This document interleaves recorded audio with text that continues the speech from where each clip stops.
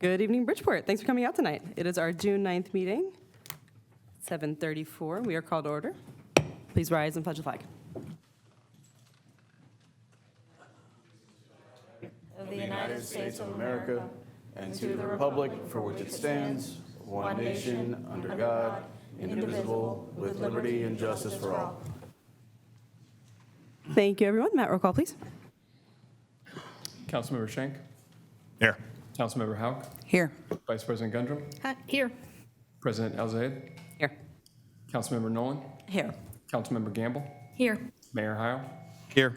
Councilmember Cosenza. Here. Thank you. Mr. Below? Good evening. We were in executive session this evening from 6:45 until about 7:30 discussing real estate and personnel. Thank you.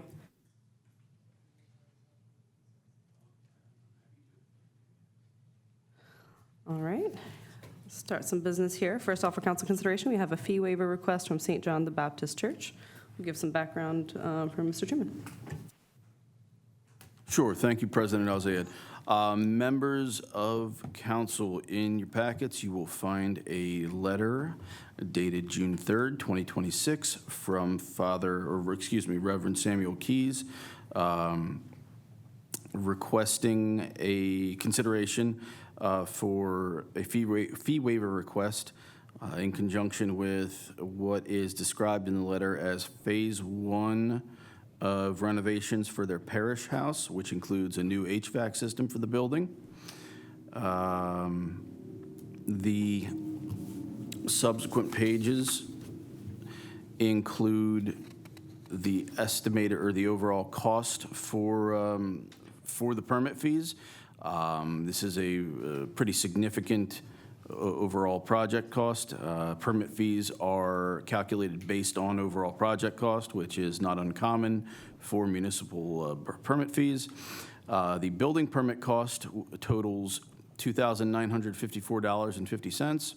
The mechanical or HVAC permit cost totals $4,394.50.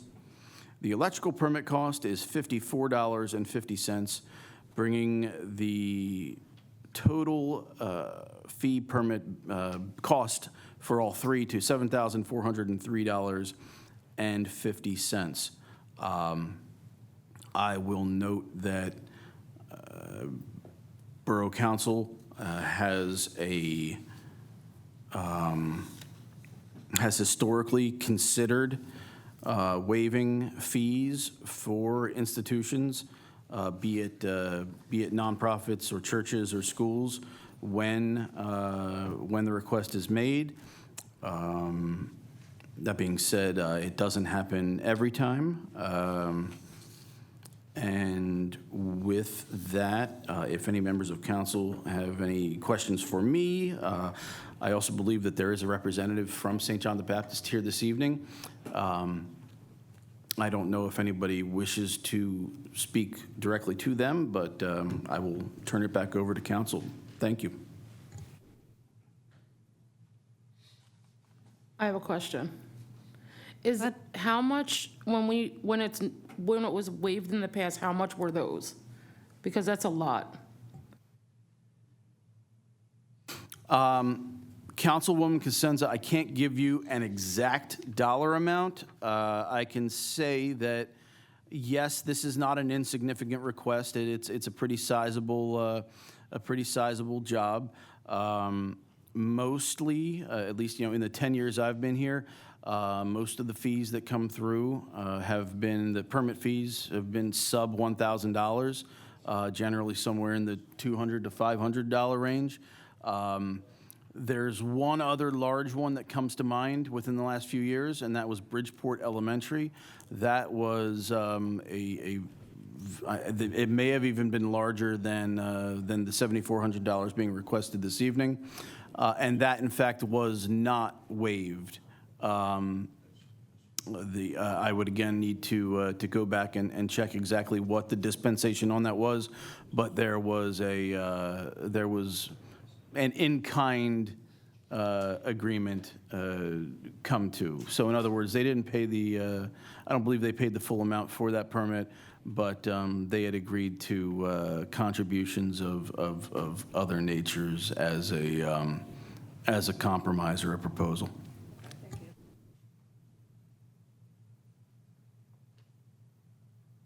And I will, one minor note, just for any members of council that haven't been through this before, I don't know that this necessarily has to be a yes or no answer. I think that there is leeway on council's part to be creative in their ultimate decision.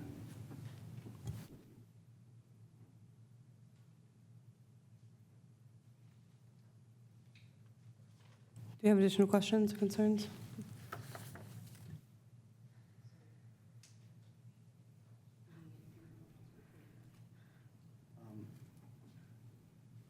If, and I'm sorry, what's your name, miss? My name's Tricia. Tricia, thank you for coming. You were coming strictly as a representative to be here. Do you have you don't have anything prepared to say, right? Okay. Just want to make sure. All right, thank you. I just want to make sure if you wanted to speak, you had the chance to. Okay, wonderful. All right, so do we have a motion to approve the waiver?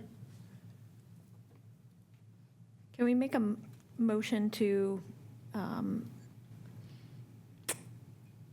offer it at cost? Do we want to discuss further? I guess then can we have a motion to begin discussion? Just to have, maybe not to approve or deny, I'll but make a just. motion to have a discussion. All right, Mr. Truman, do we have any thoughts about how other municipalities, and also Mr. Bello, I would be leaning on you here to give us some advice on, we obviously want to support our local nonprofits and churches and partners in town, and we want to make sure that your burden is not significant as best we can, but we also have obligations to our tax residents that are paying taxes, so we want to make sure that we can kind of satisfy everyone in this conversation. I'm certainly open to helping support these positive renovations in our community, but also want to understand the legal ramifications and options, if we can do maybe a percentage piece, or if there's something else the council would be open to discussing, because I do agree the amount is a bit larger, and we just raised taxes, and there's some other implications that we'd like to make sure that we're keeping the back of our minds and discussing, so certainly open to your thoughts. Yeah, I think that it's appropriate if council isn't in a position at this point to approve the waiver request, to make the motion as Councilwoman Gamble discussed for further discussion on it while I take it under advisement and research the potential legal ramifications of providing that in accordance with the Borough Code. I'd like an opportunity to review that much more thoroughly before I can give a more formal opinion in front of the remainder of this audience. One item I'd like to couch, I think that it might be important to ask Trish when their contractor is scheduled to be there. There could be a hard and fast timeline with a project of this magnitude. It's probably not easy to squeeze a job of this nature in and out. So if deferring this to a later meeting is potentially damaging to them, I just to their schedule, I think that should be asked. As far as I know, they're supposed to be starting work at the end of the month or by the end of the month. The answer is that they were starting work at the end of the month. I'm sorry. Yeah, should be. That depends partially on us getting financing set like that. The loan date is supposed to be closing on June 26th. So I would assume that any time that they're planning on more or less having the loan close and the start of work happen about the same time. So, we've more or less been operating on the end of the month. Okay, so just for the record, Tricia, the representative from the applicant, has stated that near the end of the month, somewhere around the 26th, is when they're hoping to have financing in line, which would be when the contractor commences the job. Our next meeting is June 23rd, so I think that delaying a final answer on this until the 23rd shouldn't be injurious to you guys and your overall work schedule. All right. Thank you.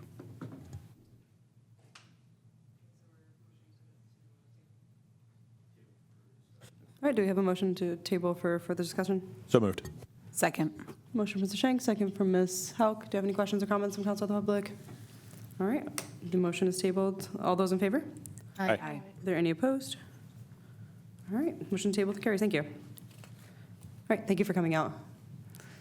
Next up for council consideration, we have use request for Second Street lot, August 22nd, growing Bridgeport together. Do we have a motion? I am just announcing that I will be abstaining. Thank you, Ms. Gundrum. I think I should too. That's for my block party, right? I will make a motion. Thank you, Ms. Campbell. Motion, Ms. Campbell. I'll second. Second, Ms. Nolan. Do you have any questions or comments from council or the public? I'd like to just say that this is going to be a very fun event. Growing Bridgeport Together has a wonderful array of events throughout the summer that we collaborate on with businesses like Frosty Falls on. This one is going to be with the inspiration of a block party that Councilmember Heather came up with, which I think is going to be wonderful. So look out for some more announcements on that, just trying to increase the amount of free fun in Bridgeport best we can. And I think this is a really great time to bring the community together and have some good summer fun. This is also going to be the date of the backpack giveaway, so just note that. So all those in favor? Aye. Are there any opposed? All right, the motion carries. Thank you.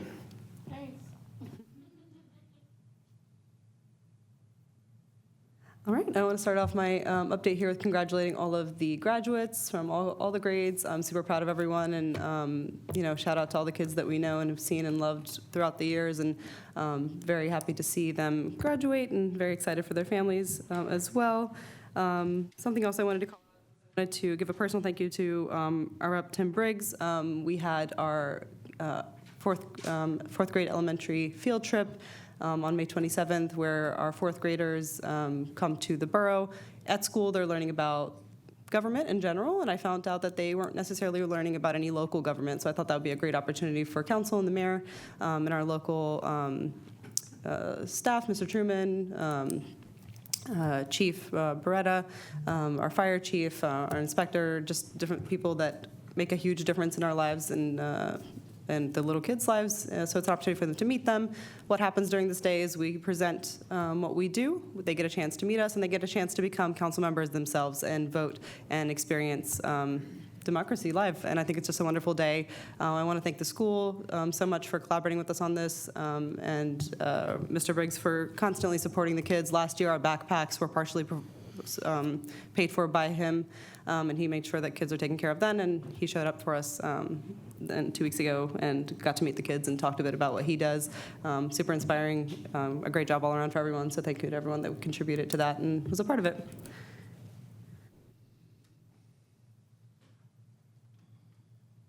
Move on to some more business here for council consideration. We have Resolution 2026-35, authorizing application to Community Development Block Grant Disaster Relief Funding Program available through Montgomery County for the acquisition and demolition of 134 West Front Street.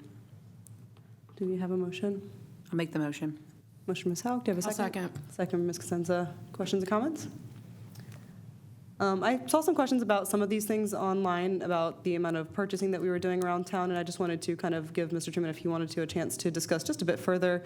As we all know, we had a tragic flood come in a couple of years ago, and as a result, some of the individuals in those spaces decided to sell their properties, and Mr. Truman's team, obviously led by him, did a wonderful job collaborating with grants to make sure that we secured some of those properties and increased the amount of public space that we have in Bridgeport. It's very important for us to increase the amount of parking so that we can have more businesses, but also just spaces for people to hang out and have a good time. One of those spaces, potentially, we're working to make a park, like a playground for the kids. We're looking at a garden of sorts. All these things we'll bring to the community to help us kind of curate and create, and we're looking to create a better kind of version of those properties in terms of how they serve the community. So if anyone ever has any questions about those things, we're always happy to talk about them. This is a good example of that, where Mr. Truman works tirelessly to look for the appropriate spaces, and then we don't spend a dollar of our own money on actually acquiring the properties, which I think is a win-win all around.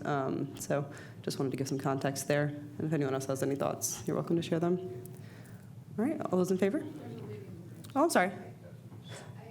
You're welcome to come up to the, I'm sorry, we have to record, so if you don't mind just coming up to the microphone, stating your name and address. Absolutely, yeah. Could you just, I'm sorry, not to, just so they can hear you in the recording. My name is Margaret Kelly. And your address, on please? West Street. And these are grants, so it is taxpayers' money that is buying up the properties. And I don't understand why the demolition has to be part of that. I understand purchasing the property, but why is the demolition part of that grant also? And it's not part of the flood, it was a fire. Just asking. It's a federal grant that is being administered on a county level. And, oh gosh, in, I believe, 2024, the state, the state through the Fed announced that they were giving Pennsylvania an additional tranche, several $1 million of flood relief money. Perfect timing, right? 2021, the flood hits us, and come 2024, 2025, they're giving flood relief money. Most people have already rebuilt, renovated, rehabilitated long after that. The money is still coming in appropriated. Montgomery County got, I believe, $9 million. I could be off on that figure. $9 million specifically earmarked to the county for municipalities to further acquire and demolish properties. Acquisition and demo are hand in hand there. This is in a situation where if nobody spends that money, it goes back into federal or state coffers, and residents and taxpayers are going to get a rebate or anything of that nature. And the demolition is married to it. It's not just acquiring it; they're going to fund acquiring it and demolishing it. And if Bridgeport doesn't use it, then Upper Merion or Lansdale or Royersford's going to use it. So, you know, if we have an opportunity to use it and there's good chances of acquiring or you getting the award, strike while the iron's hot. So my question is, now, we all have insurances on our homes, correct? Doesn't insurance come involved here? His insurance of taking care of this property that needs to be demolished? Why does it have to be on the taxpayer's dollar, the grant, this free money? Well, it doesn't. No matter It doesn't what, I have pay to into be. that free money. It doesn't have to. But that money's out of all of our the fraction the pennies that we as Upper Merion, Lansdale, Bridgeport taxpayers paid into that pot of federal money is out of our wallets, out the windows. It ain't coming back. If somebody else doesn't, if we don't use it, somebody else is going to use it. And ultimately, if we didn't acquire that property, of course, it would be the property owner's responsibility to demolish that. That property, even though it has historically been a commercial garage, is now, modern times, zoned R2 residential. So there could be the possibility that somebody purchases that property and builds, I don't know what zoning permits, 2, 3, 4 new houses on that parcel. Then we have 2, 3, 4 new houses that the next time, God forbid, we get 6-foot water, the Schuylkill Crest's 6 foot above its banks, we have 2, 3, 4 more houses that are underwater again. I don't think ideally that's all floodplain property. If it was built nowadays, houses. Flood zone? Actually, I understand why you say that. Geographically speaking, it's right by the water, but they went through the process. If you remember, the 50,000 truckloads of dirt came in to elevate that 8 to 12 feet above the floodplain. I feel So bad for the other people on the other side now. technically, That's okay. technically speaking, they're not in the floodplain anymore. Okay. If 1890s or early 1900s was occurring today, knowing what we know now, houses wouldn't get built in that area. Or if they would, there'd be flood vents, there would be at the very least first floor garages, something to elevate them up out of the floodway so that when and if the river does flood, your first floor isn't habitable space where you're risking life and limb and personal property. So part of the reason that FEMA offers these grants, especially after a flood, is to mitigate against future homes being built there so that they don't have future flood insurance payouts. Because even if you have a personal flood insurance policy associated with your property, FEMA's still tied into that. There's still funding mechanisms where FEMA's on the hook for that. So it's in FEMA's best interest to not see houses rebuilt when and if a disaster happens in a flooded out, in a floodplain. Thank you for your question. Do we have any additional questions? All right, all those in favor? Aye. Aye. Are there any opposed? All right, that motion carries. Thank you. And thank you, Mr. Chairman, for the description. Yeah, that was a very thorough answer, Keith. Well done. All righty. So as you all know, in the beginning of this year, we started a new format of our meetings, and we have the first meeting of every month that is designed for a work session so that we can discuss things with each other and with the residents and have a chance to chat through things before we vote on them. And today we're going to start off our work session to discuss the kayak launch use and rebuild proposal submitted by J.D. Ekman.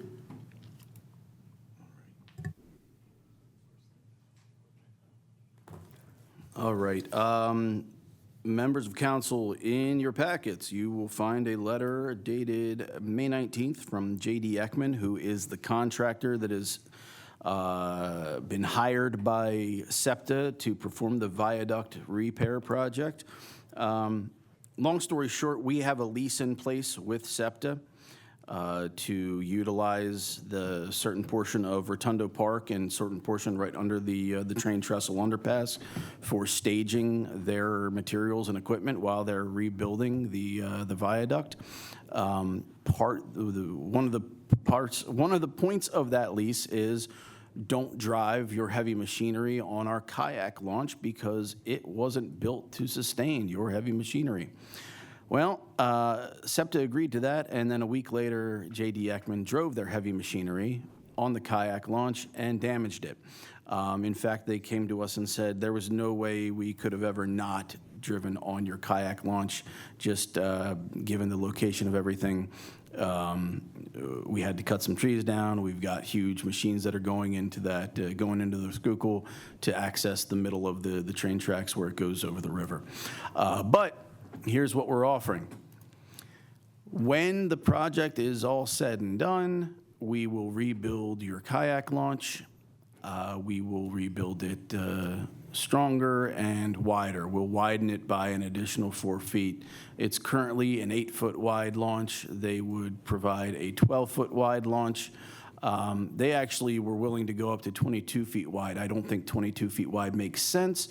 I think anything wider than 12 feet is going to potentially incentivize knuckleheads to try to launch actual motorized watercraft from that. People think that make people think it's an actual boat launch, when in reality it is a kayak launch. However, our fire department does also back the rescue trailers down there to unload their boats when they're doing their swift water rescue, whether it's actually responding to a call or training. So when it was 8 feet wide, it was kind of hinky for them to get down there and without necessarily banging into one of the rocks on the edge. Widening it to 12 feet gives up enough leeway and width to make it more navigable, more easy to get back down there. But it doesn't make it so wide that I think we've got to worry about people backing their bass boats down there or whatever they might do. And I think ultimately, when it's all said and done, we put up removable bollards or collapsible bollards there to inhibit against that anyhow. So, if it pleases council, the proposal that's on the table is they've already damaged it. They're probably going to damage it even more because, like I said, they need to drive on it. But they have committed to repairing it and widening it at the end of the viaduct project. So in terms of discussion items, what questions are you looking for us to answer? I guess this, like how wide it is for sure is one of the questions. Are there other elements here that we can discuss, or is it just kind of a? Well, ultimately, I think it is prudent for council to, I'll couch everything I just said by saying it would be the recommendation of staff that we keep it at 12 foot in width, staff and fire personnel. Ultimately, if council wants to entertain a different width, they certainly could. And if they're amenable to the proposal as it's written and the diagrams as they're provided, then I could staff could put together a resolution to consider at our next meeting to execute, adopt, and move forward with the proposal. One note, I'm sorry, and I'll shut up, I promise. One thing I would recommend that we add in here is a little better specification on exactly what kind of base. They said they're going to build it back stronger and better so that vehicles could drive down it. I'd like that specified a little better in the proposal. So if council's amenable to that, I could go back to Ekman and have a revised proposal letter delineating that for next meeting. Anything from the engineering side that would weigh in on that, or did you already take a look at that, Roger? I would think it would be subject to my approval.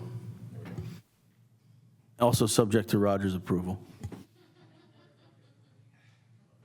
And is 12-foot width adequate enough for fire department use? Yes, because with that trailer, they use one of the either the Tahoe or one of the TAC trucks, like the F-250s or F-350s. So 12 should be more than adequate. Yeah. Does it make sense to discuss this at the fire police committee, or is that too late?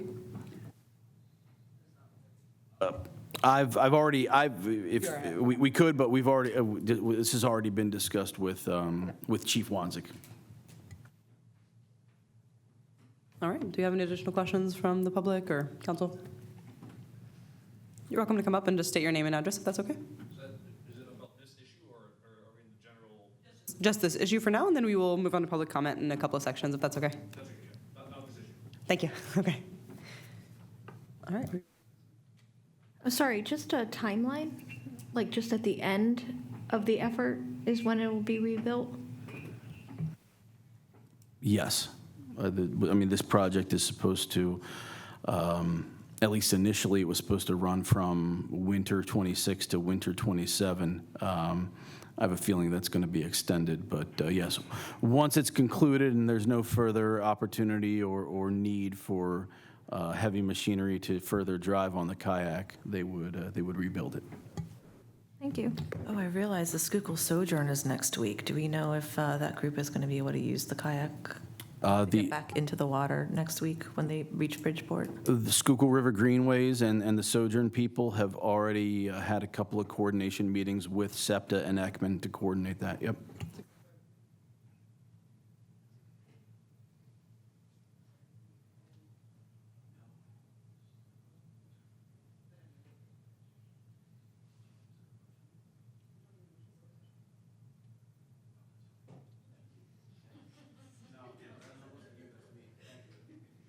All righty, if there's no additional questions or comments, we can move on to the second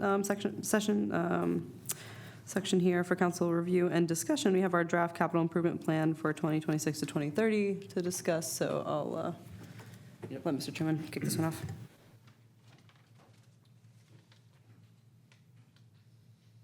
So if anyone is here, if you would like to stay, we're happy to have you, but if you are need to go home, we also understand. Don't feel the need to be pressured to sit through our capital improvement plan, if you'd like. All right. Members of council, in your package, you'll find a draft copy of the capital improvement plan. I think represents pretty close to a final draft, although, of course, it's always subject to council review and additional input. Just to start off, for anybody who is wondering, what is a capital improvement plan? It is a document that guides financial decision-making on capital expenditures.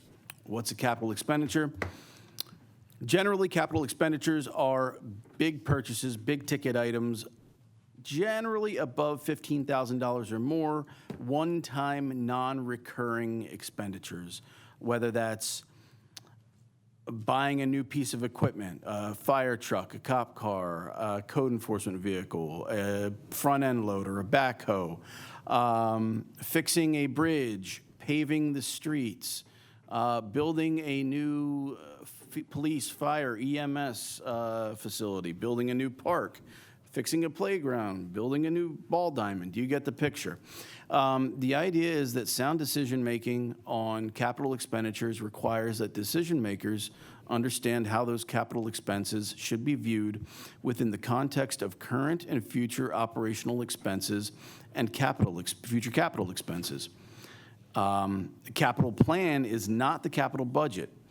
Implementation of a capital project can be done through payments made from the general fund, the sewer fund, or the capital fund, whereas the capital budget is strictly monies coming from the capital fund, funding capital projects. And finally, the intent of the plan is to communicate big picture financial needs of the borough. It's a financial steering and planning document to show the residents, the taxpayers, the community, and the staff and elected officials a list of the wants, needs, desires of the borough, of the community,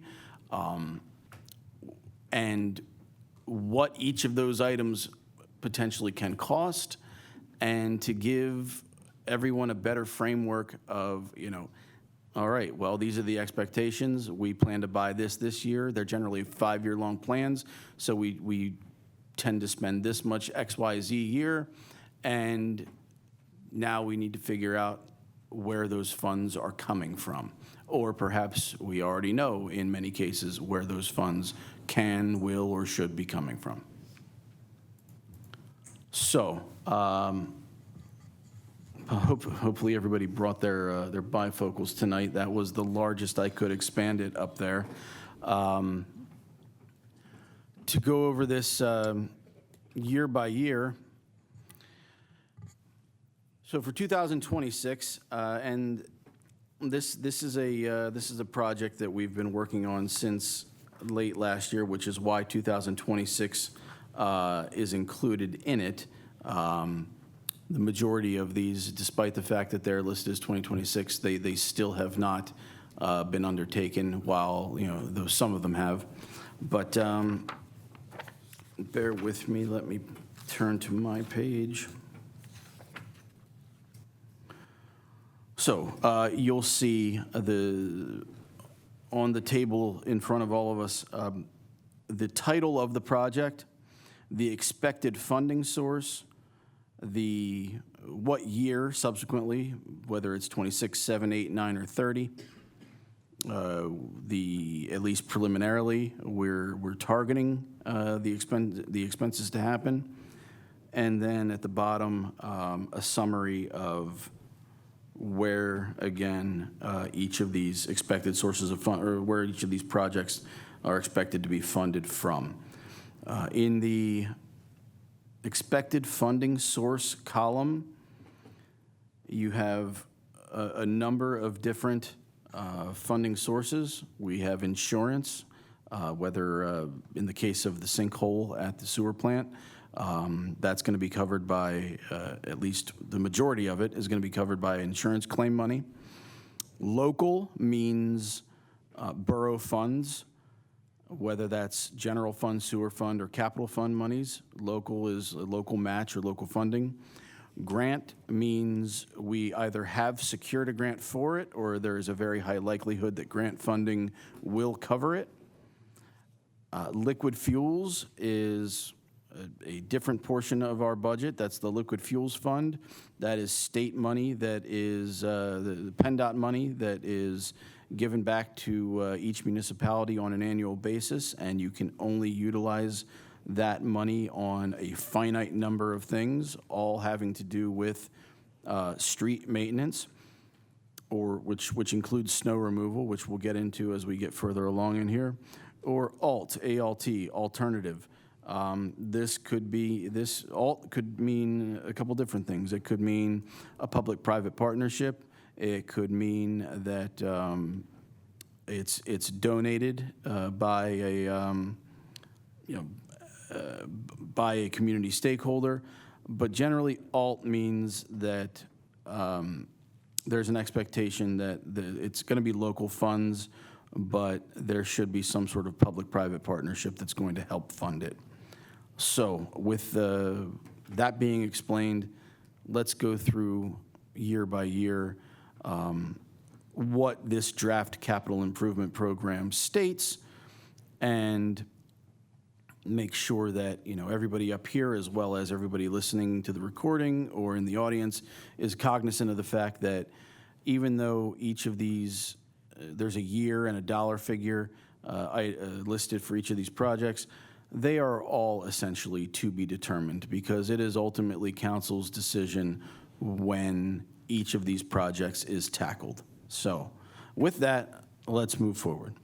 So for capital improvement program year 2026, we have, again, the aforementioned sinkhole repair at the wastewater treatment plant. That is being estimated right now at $700,000. We have expended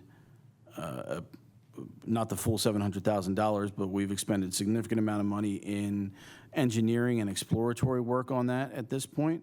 Hopefully, we can and should wrap that project up by the end of this year.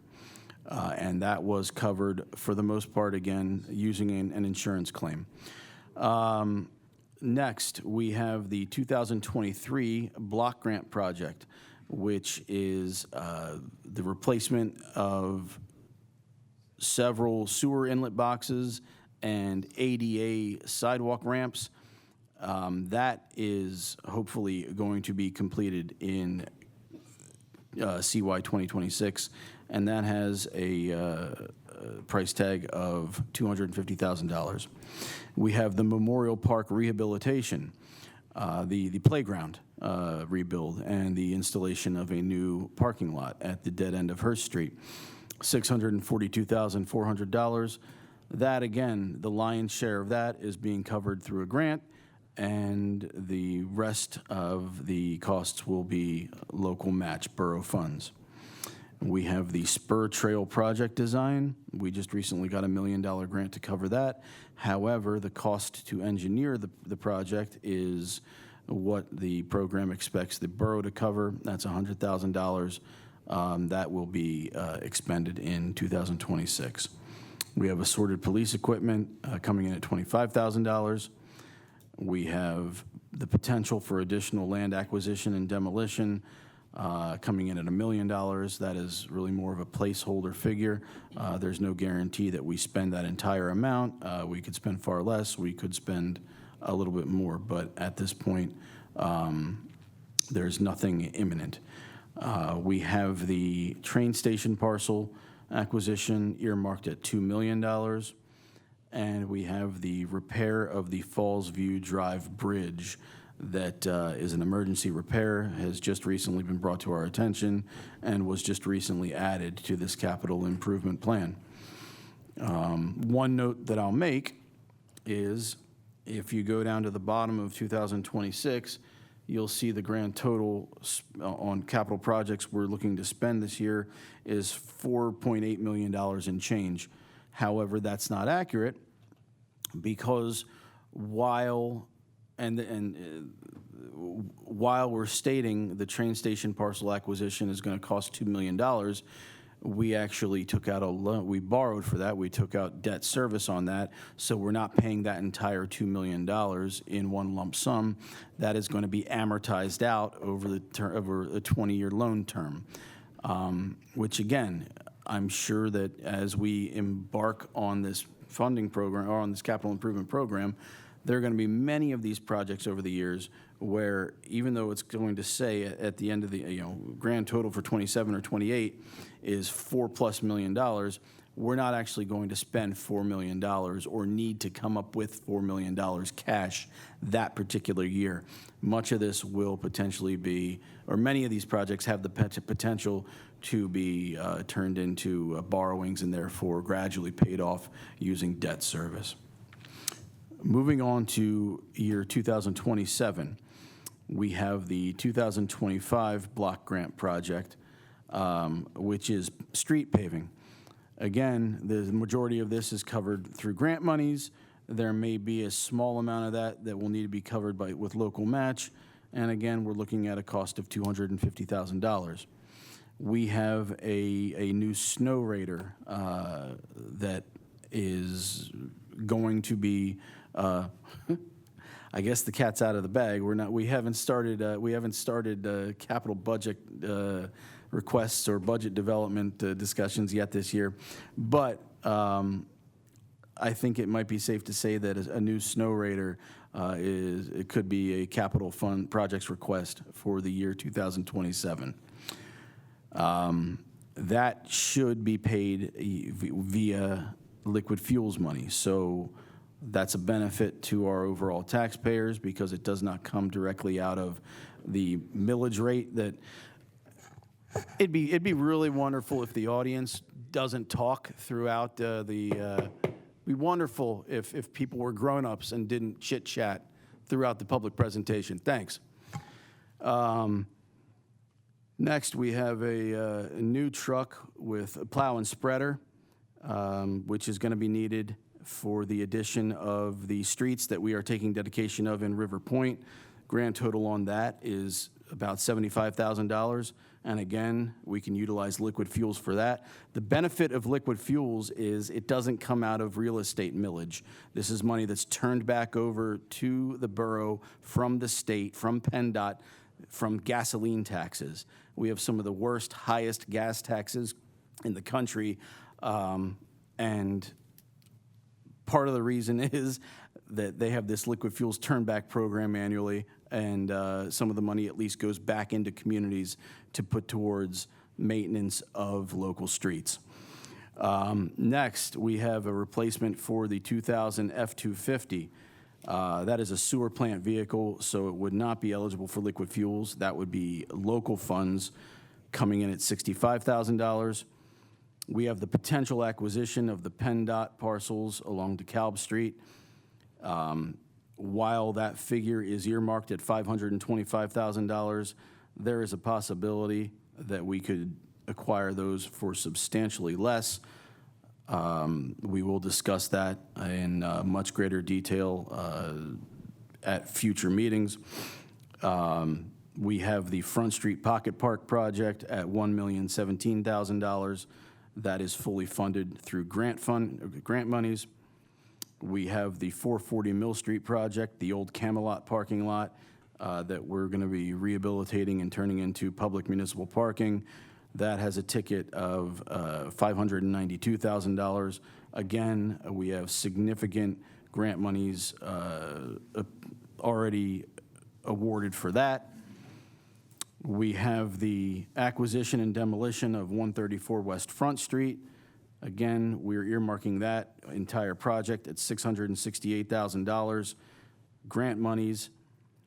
We have the Novoa acquisition and development at $800,000.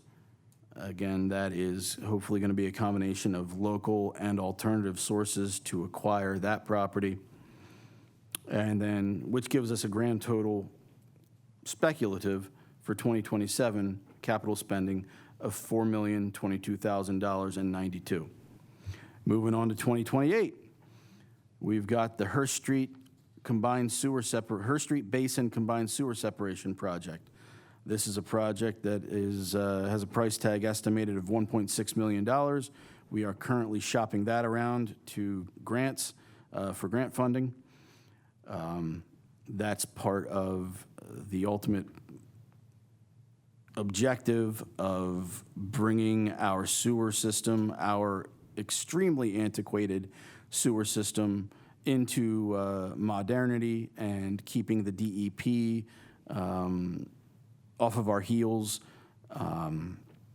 We committed to, when we adopted the long-term control project in 2021, we committed to certain projects that will improve our metrics and our statistics in terms of the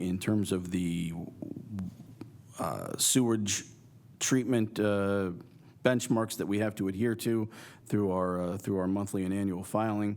And this is one of the more short or intermediate term goals, is beginning to separate our combined sewer system so that our stormwater and our sanitary water do not get both processed at the sewer plant and further burden and tax our treatment facility. We have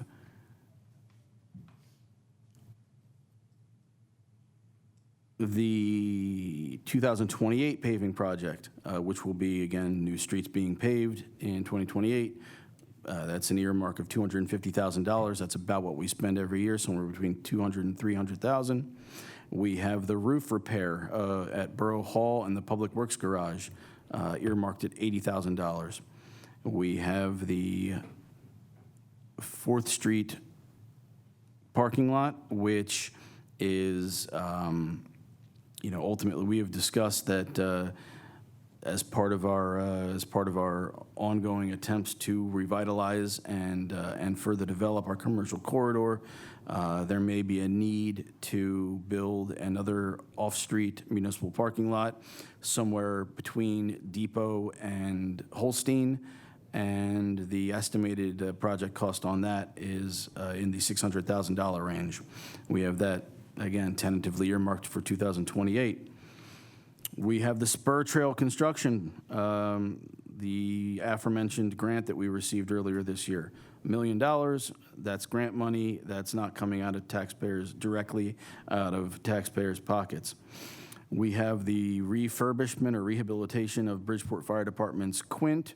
The Quint is a combination ladder pumper truck, earmarked at $300,000. Again, this is for calendar year 2028.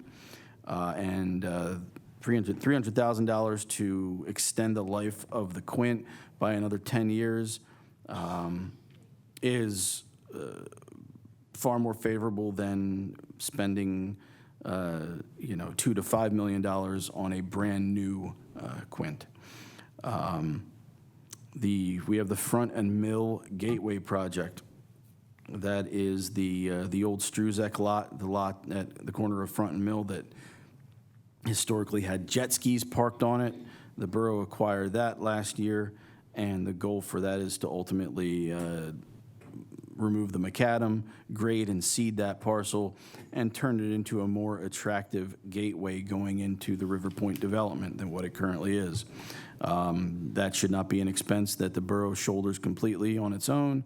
In fact, it should be covered through a public-private partnership, but we're leaving it open for the possibility of some local funding having to be contributed to that, estimated at $250,000.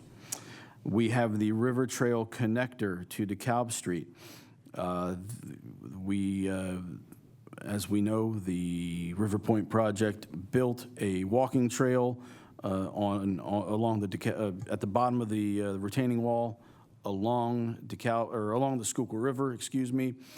Ultimately, that is going to go through the Conshohocken Brewery property and connect back up to DeKalb Street so that folks will be able to come right out from Tropical Automotive, get on the Bridgeport Trail, the old rail bed, ride their bikes or hike from the intersection of basically Ross and DeKalb, or 5th and DeKalb, through town, through River Point, along the riverfront, and then connect back up to DeKalb, diverting traffic off of the Chester Valley Trail and allowing folks to come into town and patronize our businesses rather than just cutting right through the town.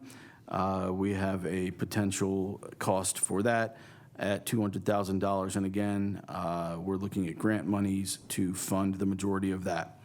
So, at least right now, tentatively 2028, we're looking at about $4.36 million in possible capital grants or capital projects. Moving on to 2029, as you see, we get a little further out, 5 years, 4 years, 3 or 4 years out. The projects get, you know, the grand totals get a little less, get a little lesser. For 2029, we're looking at a potential for a new salt storage bin. As we're going to be taking dedication of the streets in River Point, we are going to have a lot more streets that we will need to spread salt on. Therefore, we are going to need greater capacity to store salt. So a new salt storage bin, in all likelihood located down at the sewer plant, is being projected as a need for capital or calendar year 2029 with a potential cost of $80,000. We have the 2029 paving project. Again, earmark that at $250,000. That's about what we spend every year on paving our streets. We have the parking lot at 2nd and Green, one of actually it's at 2nd, 3rd and Green, the bookend of that block. We acquired that using the FEMA flood hazard mitigation buyout money, and once we get FEMA to sign off on the closeout of that grant project, we can then get a usage request pushed through to build a parking lot on the parcel that is 2nd, 3rd and Green. We have that pretty much designed, and we're looking at about $600,000 project cost for that. And then we are looking at a potential for Chiquino Field rehabilitation in calendar year 2029. And that is very speculative, and at this point, we're putting just a placeholder figure of $500,000 on that. So for 2029, we drop down to obligations of about $1.43 million, estimated obligations of $1.43 million. And then the final year of this capital improvement plan, 2030, we have the replacement of the 2008 F-550 dump truck at $100,000.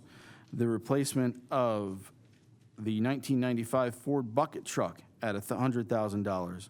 At 35 years old, I think we had gotten as much utility out of that as we could have come 2030. We have the Ford Street Basin Separation, Phase 1 of, it's again, combined sewer separation, another sewer project at $600,000. We have the DeKalb Street Basin modifications at $1 million. And then we have 3rd Street Bridge repairs at $1 million. So again, tentatively for 2030, we have $2.8 million in capital projects earmarked for 2030. I'll take a breath now. This project is to illustrate to the residents, to the taxpayers, and to borough staff and officials, there are a lot of irons in the fire.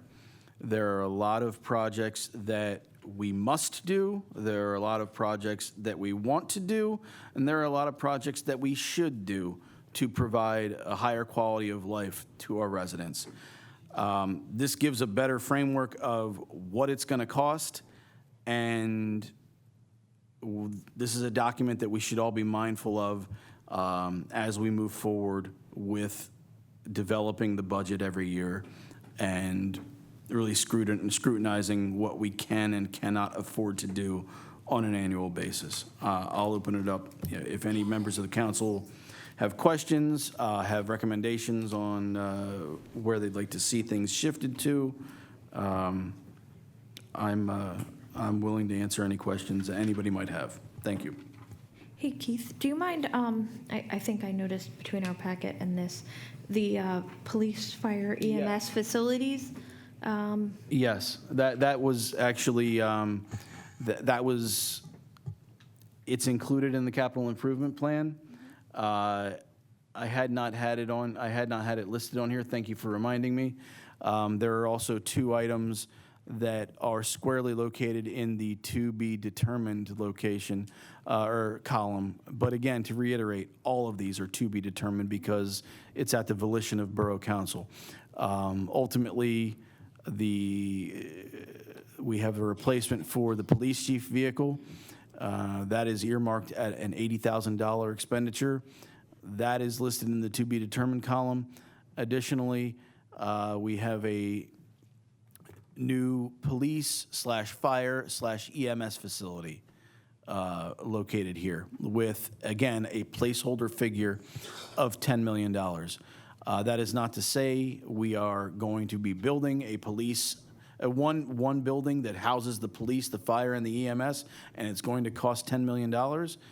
That is just to say that, ultimately with the work that's being done with fire leadership and the police and fire committee, the goal is to ultimately unify services between Goodwill and Bridgeport number 1, create the Bridgeport Fire Department, and ultimately to house all of the equipment and fleet that we have as Bridgeport Fire Department.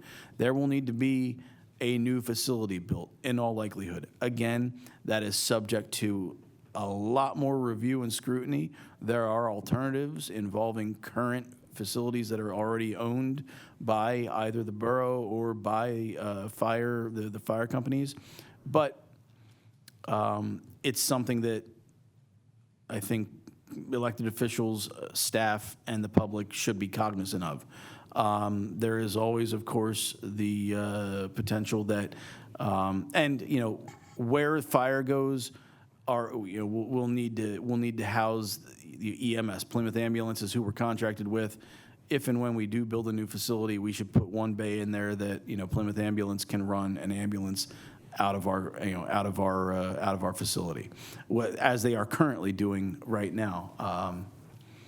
And then there's a possibility for a new police facility. Are they ultimately all going to be in the same building? Or again, to be determined. So yes, thank you for pointing that out.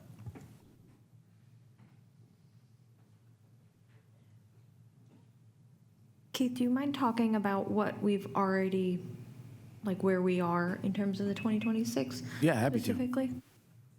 Sure. We've already embarked on the sinkhole repair. As I said, we've put considerable resources into engineering and exploratory work on that project to determine the size of the subterranean or opening, how big the sinkhole is, versus what we can see on the surface, and the best way to go about fixing the trickling filter that it expressed underneath. So in short, a sinkhole opened up. It opened up right underneath our primary trickling filter, and basically it's a big concrete slab with a concrete wall around it. If you ever see the arms that turn to clean and process the sewage water, it broke the slab underneath, so it's been out of service until we can figure out if we can repair that broken slab or if we need to excavate the whole thing and pour a new slab. Right now, we're hopeful that we can dowel it in, repair it, and that will be satisfactory. We're still making that final determination. The 2023 block grant is something we've been waiting for the county to give us the green light to move forward with for a couple years now. Again, that's going to involve the replacement of, I believe, 24 sewer inlet boxes, storm sewer boxes that are either failing or on the verge of failing. A lot of them are old brick masonry boxes that the point work erodes over time and the bricks start collapsing inward. We're going to replace them with nice new concrete boxes. It's also going to add 11 new handicapped compliant ADA accessible sidewalk ramps at certain intersections throughout the town. We're waiting for the county to let that so we can bid that out this year and finally spend that grant money. The Memorial Park Playground rehabilitation, we have the grant money ready to spend. We are working on putting the final touches on the final design for that, and hopefully we're going to be moving forward with some of the site work, like demolishing and removing some of the old jungle gym equipment up there in the very near future. In fact, residents should probably be on the lookout over the next week or so for notification that that playground is going to be closed down in the interim until the project is completed some point in fall 2026. The Spur Trail project design, again, we have already started. We have $1 million to do the actual work, but the design work, the $100,000, that's what we are required to pay for out of our pocket. We've already started spending that. All of these were all of these were approved and appropriated in the 2026 capital budget. Assorted police equipment at $25,000. Some of that has been purchased. Some of that remains to be purchased. The $2 million for the train station, again, we've already taken we've taken out debt service to pay that on an annual basis. It's going to be a 20-year term. That has been accounted for and baked into our general fund debt service obligation moving forward. And the final one, the Fallsview Drive Bridge repair, which again, $100,000 is a placeholder figure. That just came to our attention within the last 2 months. It could cost us a little less than that. It could cost us a little more than that. We've done a little bit of engineering work on it, but we haven't really begun to exhaust resources on that. And again, we are hoping that other involved stakeholders pick up a significant portion of that expense. Thank you.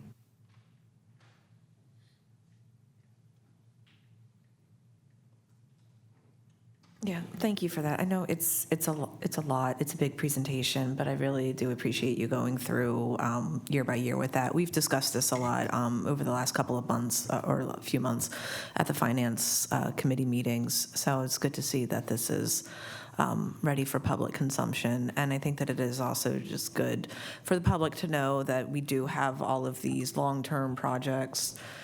And maybe it's also just a realization of like what really the borough government does. It's, we do a lot of fun things for the community, but we also do, it's good to see that how much the borough is also doing to, keep our roads good, to keep our sewers running, everybody safe and happy, and just that we are, planning 5 years and beyond for ensuring that we continue to do good for the borough.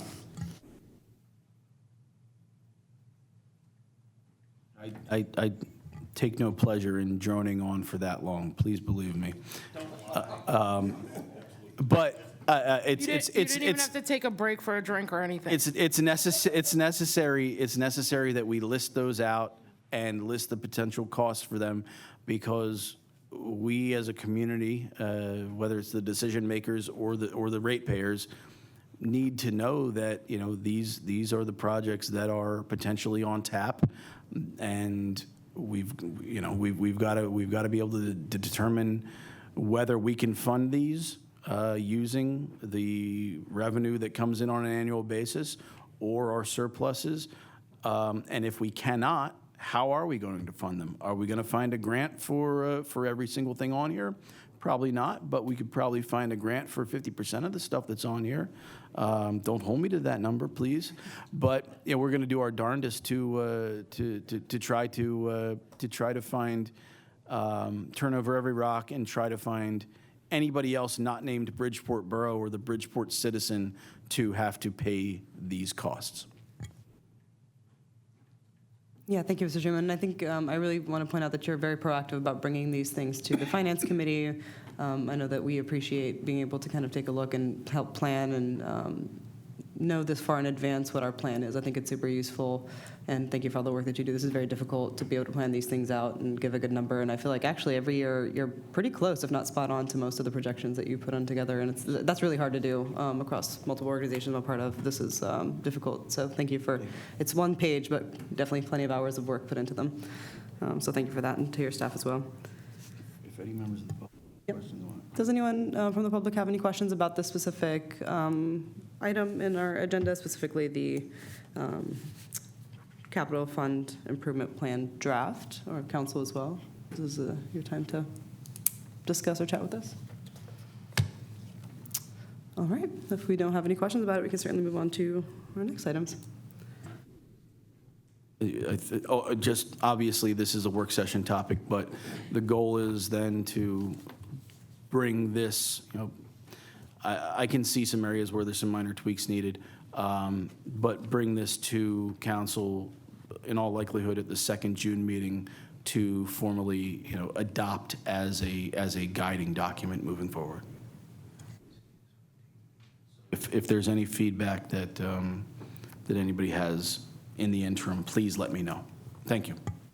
I just want to be clear, like, just for everyone also, this doesn't mean that we can't go outside of this document if other things come to mind, or if other projects come along, or if there's an emergency. This is just guidance, so just if anyone's wondering, this does not mean that this is the only thing that we would be spending money on, but just a good guiding document for us to hold true to. This is an organic, living, breathing document. There are going to be emergencies that pop up. Like, for example, this year we have $25,000 committed to police equipment.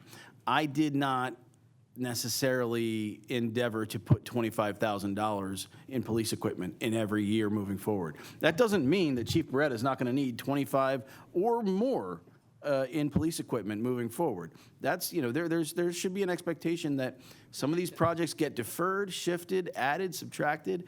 Next year, we have $4 million on here. What if we only have $2.5 million to play with? We're going to have to figure out a way to defer $1.5 million in projects to the following year. It's an organic document that is always going to be shifting and moving and changing. Yes, thank you for that clarification. All right. We can certainly move on to unfinished business. Are there any items of unfinished business anyone would like to discuss? Seeing there is none, we can move on to committee reports. Are there any committee reports this evening? All right. Seeing that there is none, we can move on to the mayor's report. Mayor. Thanks. First, Keith, you delivered that with the enthusiasm and energy of Neil Patrick Harris at the 2013 Tonys, so I appreciate that. This is fantastic. I want to first start by thanking Courtney from Laurel House and Bill from MCAP for coming to Bridgeport last week to educate a few of us about addressing domestic abuse. Chief Beretta and I spoke with them about the various kinds of abuse that can happen in a home and how police and community organizations can diffuse situations and keep people safe. I'll be working with Courtney on videos soon, where we're planning on recording some later this month to create more awareness for these issues, and I welcome council's input on any kind of topics along those lines that you'd like myself or the chief in our department to bring up. June is Pride Month, and I have a Pride flag hanging up in my office as an ally to show my support to our Bridgeport community. I think it's great that we've built homes here in Bridgeport, but it's houses in Bridgeport, but it's also a responsibility to make sure Bridgeport's a welcoming home to all. June 2026 also marks the full implementation of the Paul Miller Law, which you have likely seen on the news and on social media. Chief Beretta's spoken about it. This law, which was created through the advocacy of my personal friends, Paul and Eileen Miller, after losing their son, Paul, to a distracted driver, creates penalties for those who are texting and driving. Please use a hands-free device or put down your phone while driving. Even looking down for 15 seconds can lead to a fatal crash, and our police are trained in the law and ready to ticket people if necessary, so if you see extra enforcement on the roads, that may be part of the reason. This week marks the end of the school year for Bridgeport Elementary and Upper Merion School District.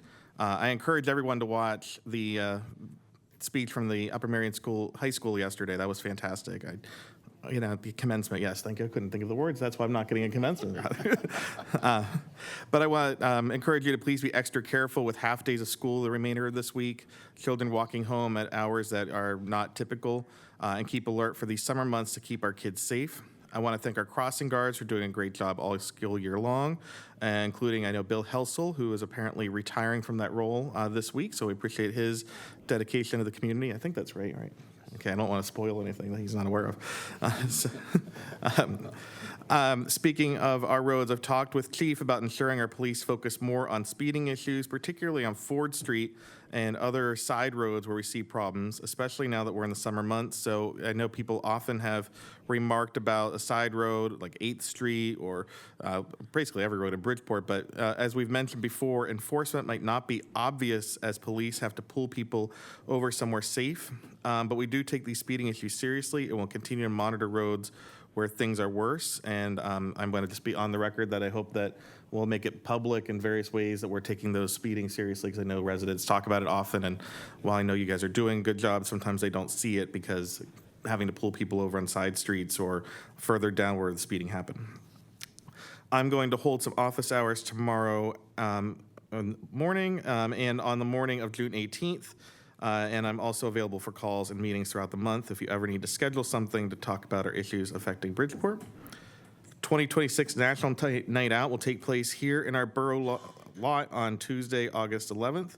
This event helps build connections between police and community and educate people about area resources. We're adding vendors now, so if interested, message me or Officer Stead to learn more. Councilwoman Gamble, I did talk to the elementary school to make sure there's no conflicts. I'm waiting to find out, but thank you for bringing that to my attention.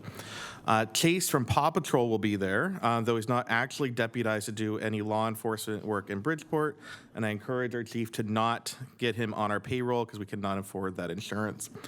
The 2026 Bridgeport Carnival starts next week. Chief and our officers are working on security measures throughout Carnival Week. With so many activities in our region this summer with America 250 and Monco 250, we're being extra careful. So if you see or hear anything on social media about disturbances or anything that's at the carnival that puts people at risk, please notify our officers as soon as you can so we can keep people safe. I want to congratulate Frosty Falls for another fantastic Frosty Falls Day. I had family join from North Carolina. The turnout was fantastic. And most importantly, I managed to not make a mess with my ice cream. So thank you to Growing Bridgeport Together for organizing all the great vendors there. It really looked terrific and made Bridgeport look great and made it fun for the whole family. Speaking of America 250, Montgomery County is holding an America 250 birthday bash on Monday, June 29th from 11 to 1 at the courthouse steps in Norristown. This is a free event, and I encourage all of you to join me. I will try to be there. And I didn't say this at the last meeting, but I want to thank the judges and everyone who worked for the primary election. I know we had some changes with elections this year and some new judges as well, and Bridgeport election services, I think, worked better than a lot of other places in our region. So thank you to everyone who committed to public service. And that's all. Thank you, Mayor. Chief's report. Chief? Good evening, Bridgeport. Year to date, our call volume or police activities, we'll put it as at 5,272. So that could be a vehicle stop. It could be answering a call to a domestic violence call. Could be any number of different things that just give you an idea of it's an activity so that we know how to gauge them over the years and see how much work our police are doing. Speaking of those kinds of works, Ford Street, we had worked with the PSP, Pennsylvania State Police, doing some speed details before, but you'll see some electronic speed signs out on Ford Street asking people to slow down. It can be exactly how it, as far as a speeding problem. I know in certain streets in the past, we were responsive to the perception of the public, and we'll go out there and we'll put out some electronic speed signs. A lot of times you won't see them gauging the speed, but it'll give me the feedback information that will actually tell me what speed, high speeds, average speeds, and so forth, to know if it's a problem or if it's just one-offs. But you can expect that Ford Street, talking with the mayor, Ford Street, we're going to have a couple of speed signs up there just to remind people.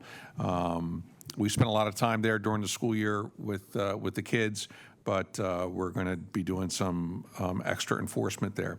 Speaking of enforcement, the new school bus program. It's the one we started with the school district, West Country PD, and Upper Merion PD, that just this last month in May, 11 vehicles passed school buses that were marked 11.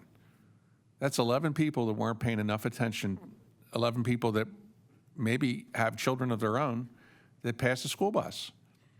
So although it's a back-ended way to receive income from that plan, it will serve to educate people, both in their pockets and their conversations, this meeting video, to please pay attention around school buses. Our children are our most precious commodity, and you'll be paying a hefty price by getting stopped or being cited. So that's 11 just this month. We talked about, the mayor talked about Bill Helsel, a great guy, him and his wife, Mary Ann. Mary Ann's going to stay on for a while longer, which we're happy to have her. They're like police officers in uniform. Our crossing guards are out there most every day during the school year, and they're a visible presence. And our kids have contact with them probably more so sometimes than the police officers in a positive way. The carnival, I have some more signage, but to remind people that no bicycles, no scooters, no conveyances unless you're in a wheelchair or something like that will be on the carnival grounds. Why? Why? Because sometimes people will go through crowds either as a joke or because they just don't want to pay attention. So for the safety of everybody, the elderly, the children, and everyone trying to have a good time, please keep your scooters and lock them off of the Borough site so that we don't have issues with that. Myself and Officer Sieber attended the field day at Bridgeport Elementary School and in the park, in Memorial Park. And there'll be pictures to come from some of those events as we have a couple more events coming. Also, we staffed and assisted with the Corpus Christi procession on Sunday for the churches. One of the stalwart parts of Bridgeport has always been these places of worship and of faith that have multiple generations, where it was the heart of pulling people together. It's where you played your sports, it's where you went to school, it's where you had your social events, a lot of those different places. And some of the names have changed. St. Augustine's, unfortunately, my old church is a dirt lot now, but yeah. So St. John the Baptist, and they had their procession. There had about 150 people out there walking and then being shepherded back and forth to the facility. And I think we can look forward to possible future borough events. I know that they had an interest in possibly having like a feast-like event, or to have a larger footprint, maybe even as soon as next year, we'll see. So that's a wonderful thing for the culture, the food, the music, and the camaraderie that comes from multiple generations. Both old and new can enjoy all of that together. So I'm looking forward to that. This past month, we had a 79% clearance rate by arrest, which is fantastic again. And I know I'll report sometimes where it won't be quite as good, but excellent work by our police officers, including the clearance by arrest for 2 subjects that were involved in that spree of about 10 stolen cars, 30 to 40 theft from motor vehicles. And again, all of our DNA, all those tools that I've come before council before and asked for, that's where that helps. And then we clear everything that people touched. And that's what we're doing in this case with both Upper Murray and jointly. So I'll have a press release out for that, a joint press release with Upper Murray at some point in the near future after a couple more things have been taken care of. We had 342 vehicle stops, try to up our enforcement. I listen to what people say, talk about the concerns in neighborhoods, stop signs.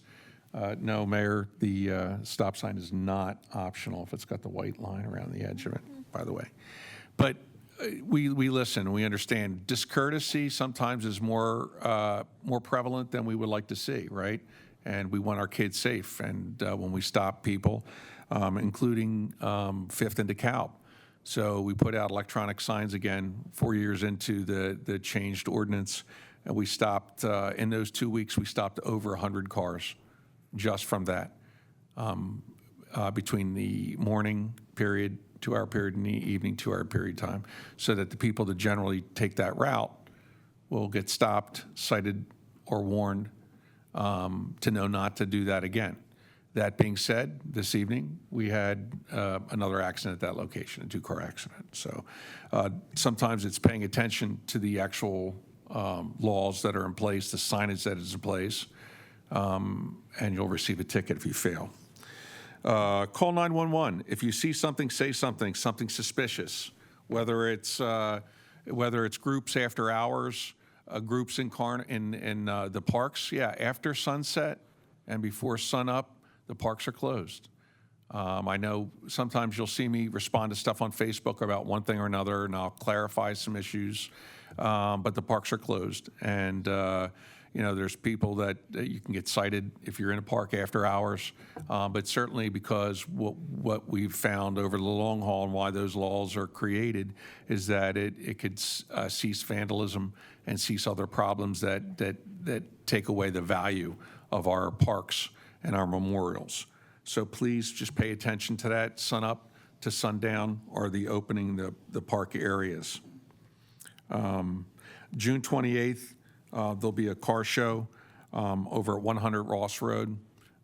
There'll be some traffic control, so just understand if you like to see some really cool cars, you might want to go to Ross Road on June 28th between 9 and noon, because there's going to be a lot of really cool cars there.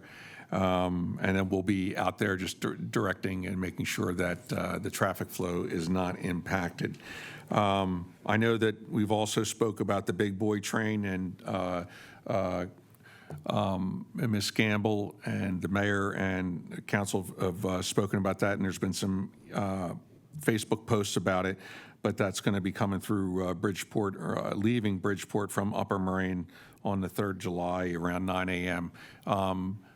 If you want more specifics, pay attention to social media. There's more stuff coming out there. So it's going to be good, to what extent. At the railroad crossings, I would just ask if there's railroad crossings that you be wary, stay off the rail bed itself, unless someone's going to give you specific authorization to do so. And that's all I have for you tonight. Thank you. I made a mistake. I'll be available Thursday morning, not tomorrow morning. I know I said that would be tomorrow morning. Thank you, Chief. All right, we can move on to new business. Are there any items of new business anyone would like to discuss? I'd like to share a little bit more about the big boy train coming through. So it is leaving. I did have correspondence with Union Pacific. Many people in the borough and surrounding areas are interested in viewing the big boy train. It will be coming through at 9 a.m. It will be leaving Abrams Yard, barring any unforeseen issues. That is the intent. And so we're inviting everybody down to the train depot at 2nd and Depot for a 9 a.m. start. This is a train schedule, which means you must be on time or you miss the main event. We are doing this in conjunction with Monco 250 and the Valley Forge Tourism. So we are asking everyone to come in Patriot Regalia, and we will be doing a costume contest for that, most patriotically dressed, based on ages. We will also be sharing shared history of the use of that train shed, and I'm very interested to hear if anybody has any history. I know I've spoken to a few people already in the borough who would like to share some shared history at that area, and then talk about the future of the train shed. And then we also will be having a reading of the Declaration of Independence as part of the Monco 250 celebrations. We will have some giveaways and light refreshments as well. So we hope you will all join us July 3rd at 9 a.m. Thank you, Ms. Gamble. All right, we can move on to open forum and announcements. We can start off here by recognizing our April 2026 Employee of the Month, Mr. Edgar Bayas. I don't believe he's here this evening, but congratulations to him. Wonderful job. And did you want to say a couple words? Edgar's great. Edgar's great. I think, if it would actually be It would actually be punishment to make somebody come here and come to accept an award on a random Tuesday night if we are in fact appreciating the work they do during the day. So I don't mind that the staff don't attend when we recognize them as employees of the month. But thank you for everything Edgar does, and as well as our other staff members. Edgar's a great member of the sewer plant. So. Yep, that's all I have on that one. The fact that you can endure those smells all day long, I lasted like an hour up there. You weren't. It's true. You were not prepared for that odor. I remember. Nobody ever is. Sticking on the topic of announcements, the community-wide yard sale this year is going to be Saturday, June 27th. You will see, for those interested, you're going to start to see some Facebook and website updates on that. It's already on the calendar, but just as a reminder, back in 2019, Council passed a resolution stating that the 4th June of every year moving forward, fourth Saturday, the 4th June, because there's only one June a year, of course. The 4th Saturday every June is a time where residents can set up a yard sale at their property, get the obligatory $25 permit fee waived. The borough accumulates and curates a list of all the participating properties, and then we advertise that to help residents seek out, all the great deals and steals they can find at participating households. So June 27th is this year's community-wide yard sale day. Save the date. And then, as previously mentioned, next week we are welcoming back the 2026 Bridgeport Carnival. That is going to be Tuesday through Saturday, June 16th to the 20th. Tuesday through Friday, the event runs from 6 p.m. to 10 p.m. Saturday, the 20th, it runs from 3 p.m. to 10 p.m. We will have live music in a beer garden operated by Conshohocken Brewery, or Puddler's Kitchen, as it were, on the grass lot across the street from Borough Hall, as we always do. Fantastic local bands, some returning faces. The Bridgeport Fire Department will be operating their food stand with the fried dough and the hot dogs and burgers and sausage and onions, as they typically do. And we have a new vendor this year, a new amusement vendor. Swikus Amusements had been with us since the inception of the carnival back in 2017. We appreciate their partnership throughout the years. Every year except for 2020, when the earth stood still because of COVID. However, Steve Swieka finally decided to hang it up and retired after 30 some odd years in the carnival business, and we now have Tons of Fun Amusements, who are, I forget exactly where they're based out of, maybe Douglas Township, somewhere up 422, but they're a local outfit. And frankly, if you've been to any of the other, whether it's Conshohocken, Lower Providence, King of Prussia, Upper Marion's annual community day, been to one of their carnivals, then you know Tons of Fun, because Tons of Fun pretty much has a stranglehold on all of the local carnivals that are operated in the area. So they can now count Bridgeport under their portfolio of host carnivals. We're looking forward to working with them. We still have a limited amount of the advanced sale tickets left, Matt. We still have $25 ones. So we have 200 total advanced sale tickets available. The first 100 are at the deeply discounted price of $25. The next 100 are still at the very discounted price of $30. And then walk up any night of the week where wristbands are going to be available, which is Tuesday through Thursday. They will be $35. So take the opportunity while you can, and get the deeply discounted tickets while we still have some available. We are We're grateful to the volunteers we have every year, to our staff, our police department, our firefighters, our volunteer fire officers, auxiliary police, everybody who makes this event happen. And we're hoping that this year is just as great as any other year. And we got 5 more nights of affordable family fun coming for everybody. And that's all I got. Thank you. Thank you, Mr. Chairman. All right, do we have any additional announcements this evening? I do. Okay. I want to remind everybody that June 14th is Flag Day, and the Elks is having their event out front on 494 Ford Street. Sorry, I can't read my own writing. And then Goodwill had an 80s and 90s party, dance party over the weekend. And I want to remind everybody that whenever you see an event about like the Goodwill or Bridgeport Fire Company #1 has, they're public. So if you see it, it's public, it's for everyone. So make sure we show up and, support the fire companies. Thank you, Ms. Cosenza. Any additional announcements this evening? All right, move on to public comment. Are there any members of the public that wish to comment this evening? Feel free to step up and state your name and address, sir. Or, ma'am. Where was he, sir? All right. Hi, everyone. All right, is this on? All right. All right, I just want to make sure my voice is clear, because I definitely have something to discuss tonight. All right. I'm going to read from my phone because I have menopause brain. Okay. Give me a second here. All right. So first I'm going to tell you who I am. I'm Tasha Kelly. I'm a new resident in the borough. I moved into River Point over here.